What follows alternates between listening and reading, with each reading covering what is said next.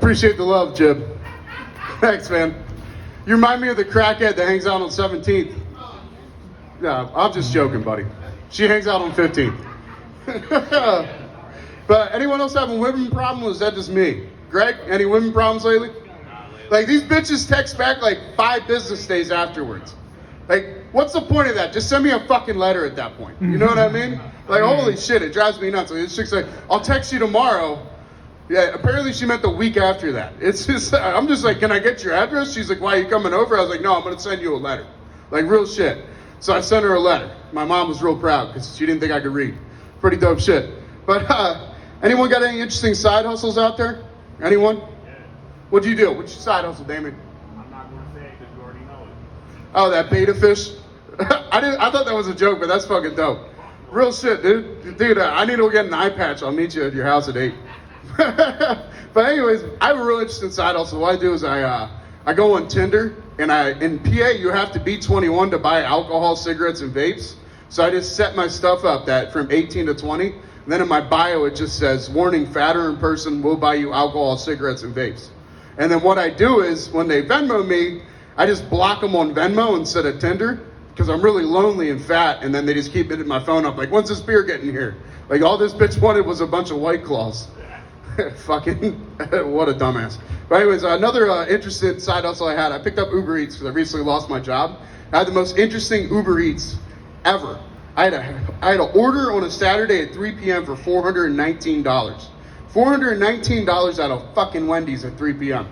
So when you're my size, it does not look good when you walk out of Wendy's with 13 bags of food.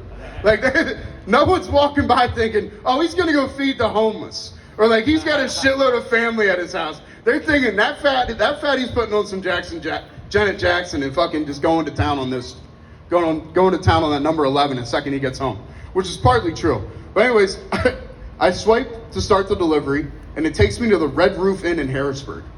That is 4 stories tall. I had to go to room 419 with 13 bags of food. I don't know if you guys ever seen Mortal Kombat, the original one with Johnny Cage, where he's like holding all the briefcases and shit. That's what it felt like, but it was fucking Wendy's. It was great. So I knock on the door. I'm drenched in sweat. It's 98 degrees out. And I open up the door. This guy opens up the door, and there are 15 dudes standing there with condoms on. And one chick that I'm 99% sure was on meth. And there's this 2 black dudes in the back just railing the shit out of this chick. And I'm like, what the fuck did I just want? They're like, dude, the food's here. So they just stop and they come over. I'm like talking to them. They're like, yo, if you sign a waiver, we can like get you in on this. I'm like, a waiver? Like, what the fuck you mean? He's like, oh yeah, we own a business together. We do this like once or twice a year. And I'm like, oh, holy shit, what type of business you guys own? I want in on this fucking shit. Like, this is fucking awesome. I don't know if you guys are in on like whatever. I just want in. I'm buying in right now. And so anyways, they're like, oh, well, if you put a condom on and sign this waiver, you can be in. I'm thinking to myself, like 3 months ago when I was on a dry spell, I definitely would have been throwing a condom on. And when you're my size, throwing a condom on is it's kind of like trying to find a, like the fucking charger port for your iPhone when you're drunk, is you're just sitting around just like fumbling around feeling shit. It's great. So putting a condom on your fat's really rough. So then I'm sitting there and I'm thinking like, I really don't have anything to do the rest of the day besides Uber Eats, but I made like $400 a day. Like, I might as well just hop in. So I decide against that. I go home, I go to bed, get to bed early. I wake up around like 9 a.m. I go to Rite Aid in Enola to grab a Red Bull. And the chick that was getting gangbanged was there getting Plan B. And I'm like, she's talking to me like we're old fucking friends. And she's just like, yeah, that's my fiance out in this car. This car had like 13 different colors on it. It was insane. It was like, I think it was like a 1993 like Saturn something. It had like 14 different panels on this thing. But anyways, she's like talking to me like we're old friends. And she's like, yeah, we're in an open relationship. That's my fiance in the car. And I'm like, I fucking hope so, because you just broke up with him like 15 fucking times yesterday.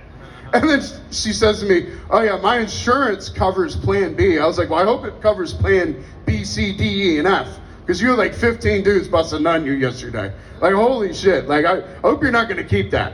And she's like, oh no, they had condoms on or whatever. Oh, it was great. This lady was definitely on meth. And then I got myself a customer because I started selling meth because I'm unemployed. And Shannon's coming to get my microphone right now. So you guys have a good night. I'm Quarter Million.